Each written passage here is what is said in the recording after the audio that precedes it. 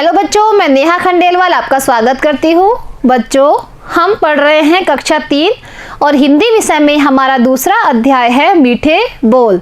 तो बच्चों, आज हम जो हमारा अध्याय 2 है उसके हम अभ्यास कार्य करेंगे। तो करते हैं बच्चों। सबसे पहले यहाँ लिखा हुआ है उच्चारण के लिए शब्द। बच्चों, ये कुछ शब्द है जो हमारे इस अध्याय में आए हैं। हमें इन शब्दों का उच्चारण करना है और इन्हें अपनी कॉपी में लिखना है।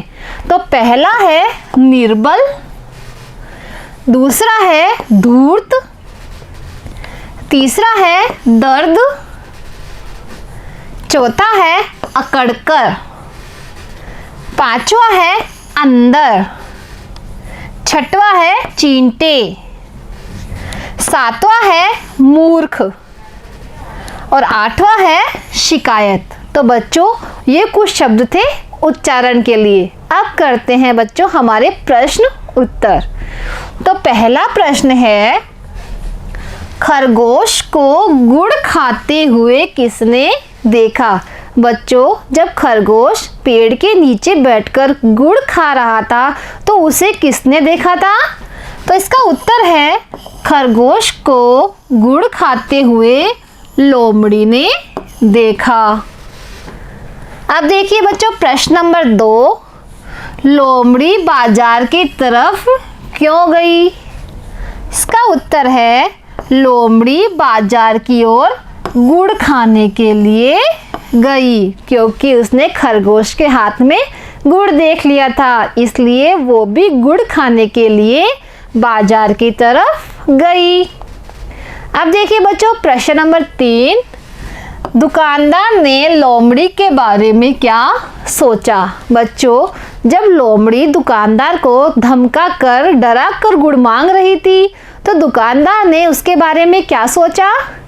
तो इसका उत्तर है, दुकानदार ने लोमड़ी के बारे में सोचा, यह लोमड़ी धूर्त है।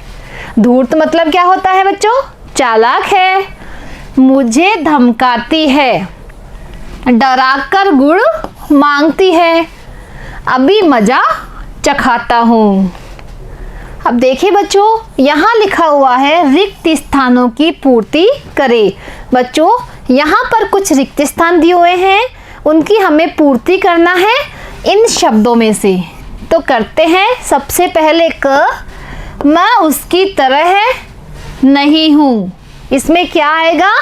मैं उसकी तरह निर्बल नहीं हूँ। तो यहाँ पर हम लिखेंगे निर्बल।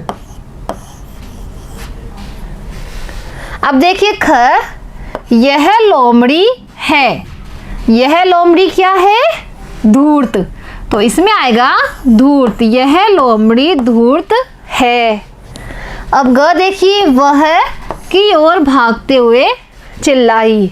इसमें आएगा जंगल, वह जंगल की ओर भागते हुए चिल्लाई। अब देखिए घ, खरगोश तो है। लोमड़ी ने क्या सोचा था? कि खरगोश तो मूर्ख है। अब देखिए बच्चों अगला प्रश्न। प्रश्न नंबर 2 है, किसने कहा? बच्चों, यहाँ पर कुछ लाइनें लिखी हुई है, वो किसी ना किसी द्वारा कही गई है। तो हमें पता लगाना है कि ये लाइन किसके द्वारा कही गई है।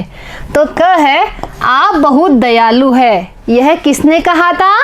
यह कहा था खरगोश ने। जब खरगोश दुकानदार से गुड़ मांग रहा था तो उसने दुकानदार से कहा था कि आप बहुत दयालु है। अब ख देखिए, मैं निर्बल नहीं हूँ। यह लाइन किसने कही थी?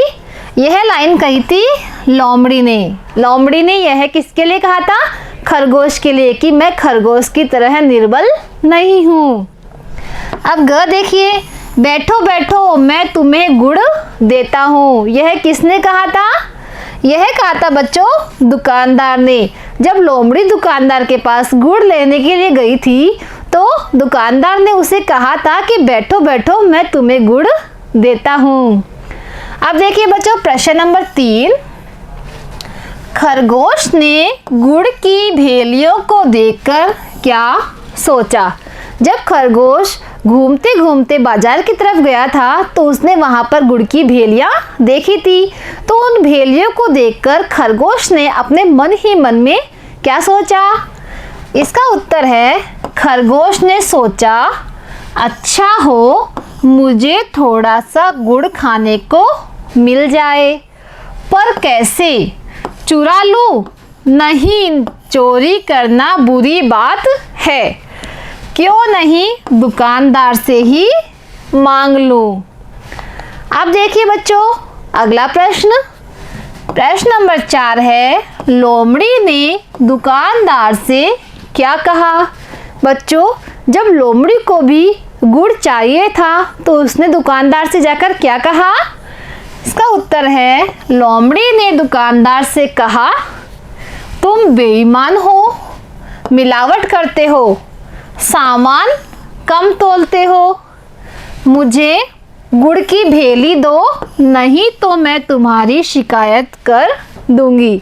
तो बच्चों लोमड़ी ने उसे यह कहकर धमकाया। अब देखिए बच्चों अगला प्रश्न। प्रश्न नंबर 5 है, लोमड़ी की बातें सुनकर दुकानदार ने क्या किया? बच्चों जब लोमड़ी दुकानदार को धमकाकर डराकर गुड़ मांग रही थी तो दुकानदार ने क्या किया?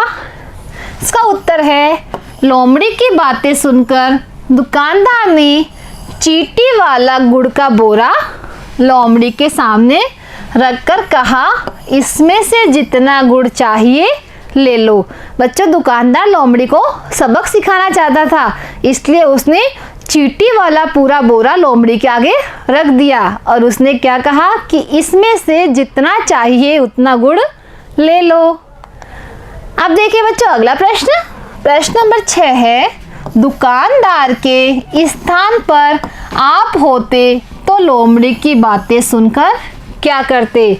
तो बच्चों अगर दुकानदार के स्थान पर आप होते तो जो लोमड़ी की बातें थी उसको सुनकर आप क्या करते? इसका उत्तर है, दुकानदार के स्थान पर यदि हम होते तो लोमड़ी की बातें सुनकर हमें भी क्रोध आता और लोमड़ी को सबक सिखाने का प्रयास करते। बच्चों हम भी उस दुकानदार की तरह ही लोमड़ी को कोई ना कोई सबक तो जरूर सिखाते। अब देखिए बच्चों यहाँ पर है भाषा की बात। अब देखते हैं बच्चों भाषा की बात में आज हम क्या सीखते हैं। पाठ में धूर्त, मूर्ख आदि शब्द आए हैं। इनमें र वर्ण का हलंत रूप मतलब आधा र, इनमें कौन सा र है? र का हलंत रूप, इसका मतलब होता है आधा र। आगे वाले वर्ण पर रूप बदलकर लिखा गया है, जैसे धूर्त। अब देखिए बच्चों यहाँ पर बीच में क्या है? आधा र। अगर किसी भी शब्द के बीच में आधा र होता है तो वह क्या करते हैं? उसका रूप बदलकर हम उसके पीछे वाले शब्द पर मात्रा के रूप में लगा देते हैं। जैसे धूर्त है तो आधा र यहाँ पर आया है तो र के बाद वाला वर्ण कौन सा है? त। तो हम उसके ऊपर मात्रा के रूप में यह लगा देते हैं, तो इसे हम लिखेंगे इस तरह से धूर्त। इसी प्रकार निम्नलिखित शब्दों को पढ़े और समझे। तो देखिए बच्चों क यहाँ पर है धू, इसके बीच में है आधा र यानी र का हलंत रूप और त।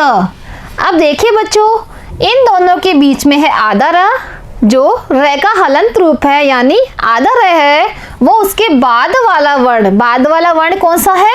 त। त के ऊपर रूप बदलकर इस तरह से लिखा जाता है, तो हम इसे लिखेंगे धूर्त इस तरह से। अब ख देखिए बच्चों यहाँ है द, आधा र और द, दर्द। तो जो आधा र है वो उसके बाद वाला वर्ण कौन सा इसमें? द। तो बाद वाले वर्ण के ऊपर इस तरह से लग जाएगा, तो इसे हम लिखेंगे इस तरह से दर्द। अब ग देखिए मू र ख मूर्ख।